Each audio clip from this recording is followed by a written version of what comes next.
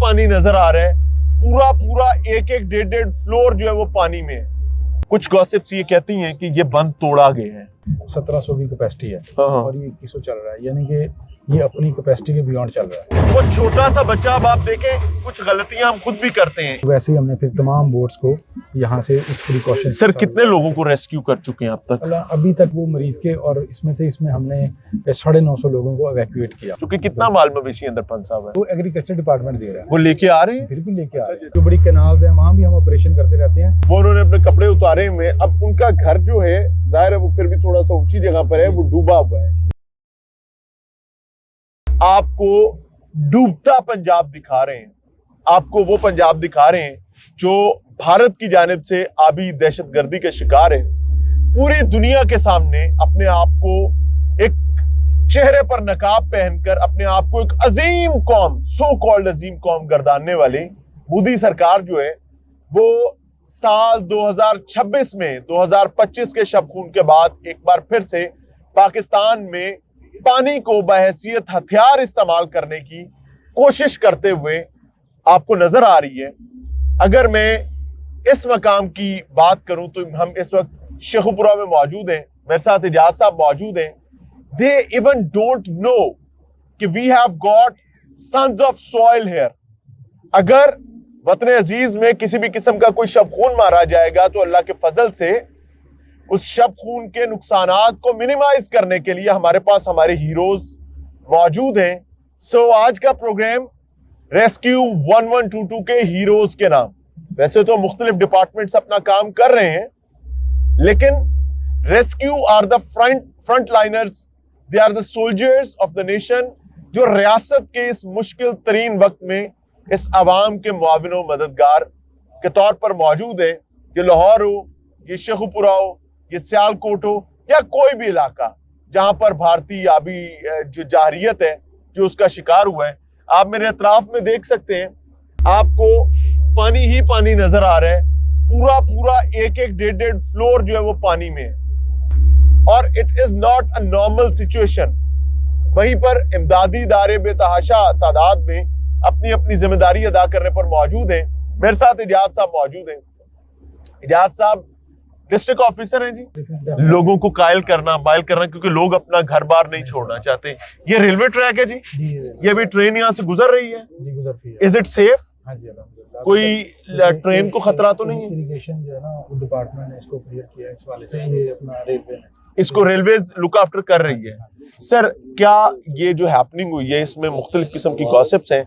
कुछ गॉसिप्स ये कहती हैं कि ये बंद तोड़ा गया है, इज इट ट्रू?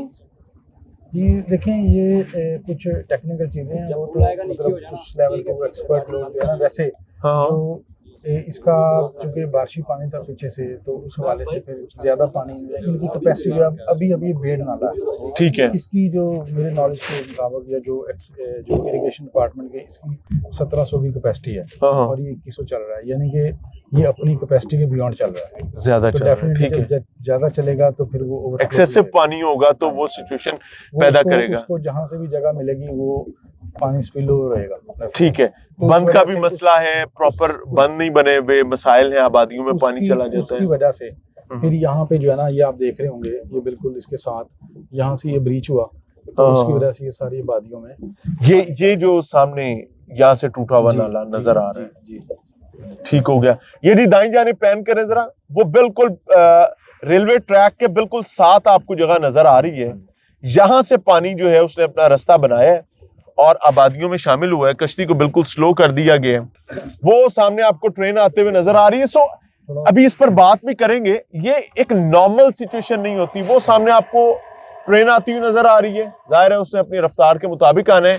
ये सामने रेलवे ब्रिज है, कश्ती जा रही थी, कश्ती को रोकना है ताकि हिफाजत को मद्देनजर रखा जा सके और किसी किस्म का नया नुकसान ना हो। वो सामने आप देख सकते हैं, वो शगाफ आया है जनाब इस नाला में, और उस शगाफ के नतीजे में पठान कॉलोनी में भी पानी गया और मजाफाती मुख्तलिफ इलाके जो हैं वो पानी की जद में आए। वो छोटा सा बच्चा, अब आप देखें कुछ गलतियां हम खुद भी करते हैं। ये बच्चा है जनाब और वो रेलवे ट्रैक के नीचे बैठा हुआ है। Like we don't want to cooperate. कुछ गलतियां कोताहियां हमारी जाती कोताहियां होती हैं। अब देखिए उसके दाएं बाएं कश्तियां गुजर रही हैं, लेकिन वो वहां से नहीं हटना चाह रहा। वो बाएं जानिब आप देख सकते हैं नौजवान जो है वो मस्तियों में मौजूद हैं। इस ऑपरेशन का सबसे बड़ा चैलेंजिंग मामला क्या होता है? जी, इसमें देखिए जैसे ही ये पानी बाहर आया है आबादियों में, तो उस वक्त फौरन जो है बोट्स को मोबिलाइज करना और डेफिनेटली जो है बोट्स ऑपरेशन करना, फिर हमें बेसिकली ये रूट तलाश करना पड़ता है बोट का। जाहिर है कि मिसाल के तौर पे देखें ना, टकरा ना जाए। ये देखिए ये बूटियां हैं यहाँ पे। फिर हमने देखा कि फिर ये सबसे बड़ा चैलेंज यहाँ पे रेलवे ब्रिज था, ठीक है, क्योंकि पानी उस वक्त थोड़ा ज्यादा था। अब आप अगर देखें अगर ये साइड पे, तो पानी जो है इसमें डाउन हुआ है। हाँ जी, नजर आ रहा है। अच्छा, इब्तिदा में तो रेलवे ब्रिज क्रॉस करना भी एक मसला होगा कश्ती के लिए। ज़ाहिर कश्तियां ऊंची हैं और बिल्कुल साथ कश्ती लगने का खतरा, और जरा सी कश्ती टकराई तो लीकेज हो सकती है। तो उसमें हमने जो ऑपरेटर्स हैं उनकी काउंसलिंग की, उनको अच्छी तरीके से यहाँ पे हमने पहले इसको खुद आके चेक किया कि इधर यहाँ से बोट गुजर सकती है या नहीं गुजर सकती। तो उसमें हम जैसे सक्सेसफुल हुए हैं, तो वैसे ही हमने फिर तमाम बोट्स को यहाँ से उस प्रिकॉशन। सर कितने लोगों को रेस्क्यू कर चुके हैं अब तक? अभी तक हम जो है, अगर हम मरीज के और फौजवाला, क्योंकि ये दो इलाके थे, वो मरीज के और इसमें थे, इसमें हमने 950 लोगों को एवैक्यूएट किया। 950 लोगों को? जी जी। उसमें हमने वहाँ पे जो मरीज के है वो भी डिप्टी कमिश्नर साहब ने, जिला इंतजामिया ने कैंप बनाए थे, यहाँ भी जो है वो कैंप बना हुआ है। तो उसमें फिर उन लोगों को शिफ्ट किया, फिर वहाँ उन लोगों की खुराक का इंतजाम किया। उसके साथ साथ चूंकि फिर कुछ लोग निकलना नहीं चाहते वहाँ पे, इस पे हम बात करते हैं, लेकिन हमें फौरी तौर पर नीचे होना है मेरे ख्याल से। लोग अपने घरों से नहीं निकलना चाहते, घर डूबे में है, कारोबारी मराकज डूबे में, डरते हैं चोरी ना हो जाए। हमने ये पिछले फ्लड कवरेजेस में, पिछले सालों में जो हमने सीखा है, वो ये सबसे बड़ा चैलेंज और सबसे बड़ा मसला होता है। लोग आना नहीं चाहते, माल मवेशी फंस चुके। कितना माल मवेशी अंदर फंसा हुआ है? माल मवेशी जो है वो तकरीबन अभी जो लाइव स्टॉक की टीमें हैं वो उस पे काम कर रही हैं, एग्रीकल्चर की टीमें काम कर रही हैं। यानी है माल मवेशी? बिल्कुल है, क्योंकि एक एग्रेरियन इलाका है। उसके लिए जो है वो चारा भी भेजा जा रहा है हमारी बोट्स के थ्रू। मैंने देखा है, गंडा भी देखा है, वो भी जा रहा है हमारी बोट्स के थ्रू। तो इस तरह बहुत सारे जो है जी, इस तरह ये चैलेंजेस जैसे जैसे चीजें आ रही हैं, वैसे ही हम भी डिप्टी कमिश्नर साहब को सारी चीजें बता रहे हैं, सिचुएशन बता रहे हैं। अकॉर्डिंगली वो खुद भी उसमें, जो सबसे बड़ी बात है कि चीफ मिनिस्टर साहिबा की टीम जो है वो उस दिन से यहीं इस इलाके के अंदर बैठी है। अच्छा, तो वो भी सारे।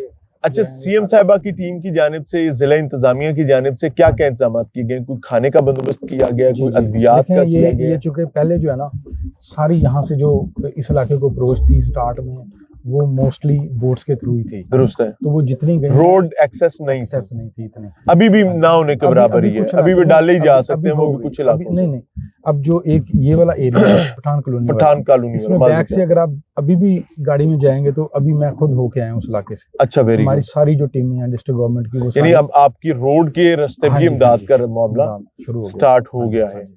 फिर इसमें एक बड़ा चैलेंज था, लाइट का इशू था। तो उसके बाद उन्होंने रात जो है वो लाइट का भी सारा सिस्टम, क्योंकि देखिए ये सारा फ्लडेड एरिया है, पानी है, तो लाइट से जो है ना वो इलेक्ट्रिफिकेशन के इमरजेंसीज भी आ सकती हैं। तो वो फिर उन्होंने जिन एरियाज में पानी कम था उसमें लाइट चलवाई है। और रात बल्कि चीफ मिनिस्टर साहिबा की टीम स्पेशल जो है ना, उन्होंने तमाम जितने भी स्टेक होल्डर थे उस वाले से, रात के टाइम में ऑपरेशन जारी रहता है। तो हमारे पास क्या उसका इंतजाम है? जाहिर है रात में तो यहाँ पर पानी के अंदर से कश्तियां लेकर जाना, it is a herculean task. Definitely ये बड़ा मुश्किल एक मतलब वो होता है, लेकिन चूंकि ये हमारे जितने ऑपरेटर हैं वो एक तो इस रूट को समझ गए हैं।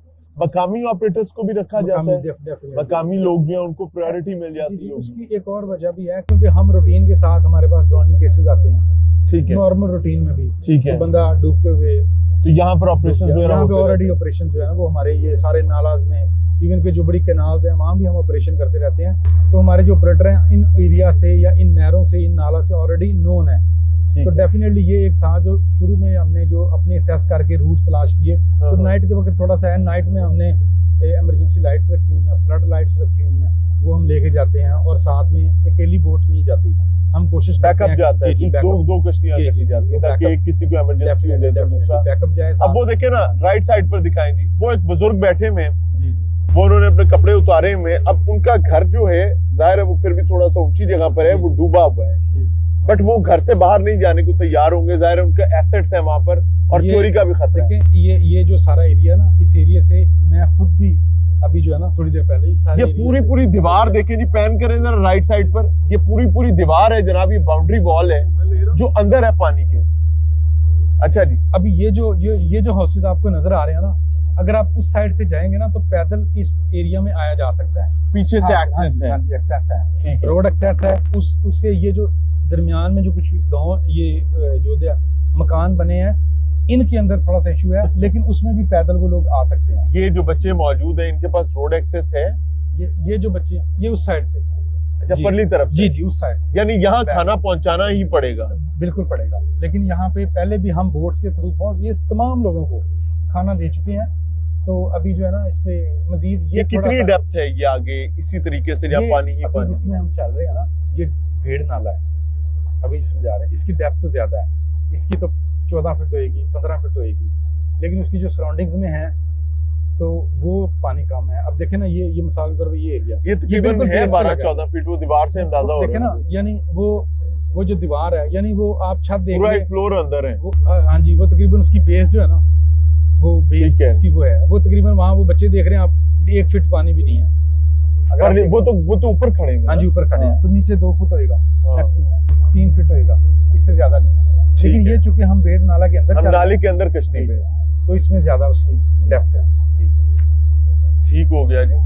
तो सर क्या सिचुएशन, मसाइल तो कोई नहीं अभी तक आ रहे, लोग मुतमईन हैं? लोग जो है देखें, डिस्ट्रिक्ट गवर्नमेंट की टीमें तमाम लोगों पे जा चुकी है और वो डिस्ट्रीब्यूशन कर रहे हैं, खाने की डिस्ट्रीब्यूशन। वंडा चारा लोग अपना खुद लेके जा रहे हैं, इस दफा वंडा चारा वो एग्रीकल्चर डिपार्टमेंट दे रहा है। वो लेके आ रहे हैं? बिल्कुल लेके आ रहे हैं। अच्छा, वेरी गुड।